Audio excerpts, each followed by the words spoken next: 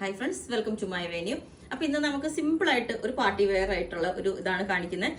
ഇത് എന്താ പറയാ, അതിന്റെ കളർ തന്നെ നമ്മൾ ഇത് ഇങ്ങനത്തെ കാണിക്കാത്തൊരു കളറാണ്, ഒരു പേസ്റ്റൽ ഷെയ്ഡാണ്. ശരിക്കും പറഞ്ഞ ഒരു ആഷ് എന്നാൽ അതിൻ്റെ ഒരു ലൈലാക് കളറും കൂടെ മിക്സ് ആയിട്ടുള്ള ഒരു കളറാണ് കേട്ടോ.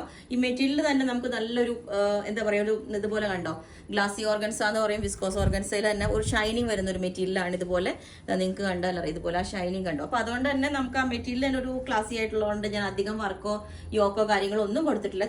ചെറിയൊരു യോക്ക് ഹാൻഡ് വർക്കാണ് ചെയ്തേക്കുന്നത്. ഇതുപോലെ ഞാൻ കാണിച്ചു തരാം. അത് നമ്മൾ അത് ഹൈലൈറ്റ് ചെയ്യണമെന്ന് കാണിക്കാൻ വേണ്ടിയിട്ടാണ്. ജസ്റ്റ് അതൊരു ബ്ലാക്ക് പാച്ചിലേക്ക് കൊടുത്തിട്ട് ഈ ഹാൻഡ് വർക്ക് കൊടുത്തേക്കുന്നത്. ഇതുപോലെ സീക്വൻസും കട്ട് ബീഡ്സ് ഒക്കെ വെച്ചിട്ടുള്ള ഒരു വർക്കാണ്.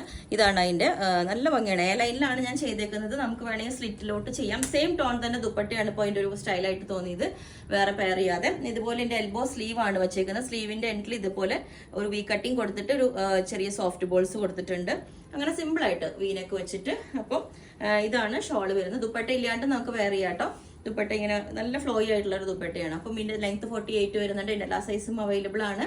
ബുക്ക് ചെയ്തിട്ട് ഒരു 10 വർക്കിംഗ് ഡേയ്സ് കഴിഞ്ഞിട്ടായിരിക്കും ഡെസ്പാച്ച് ചെയ്യുന്നത്. Okay, thank you.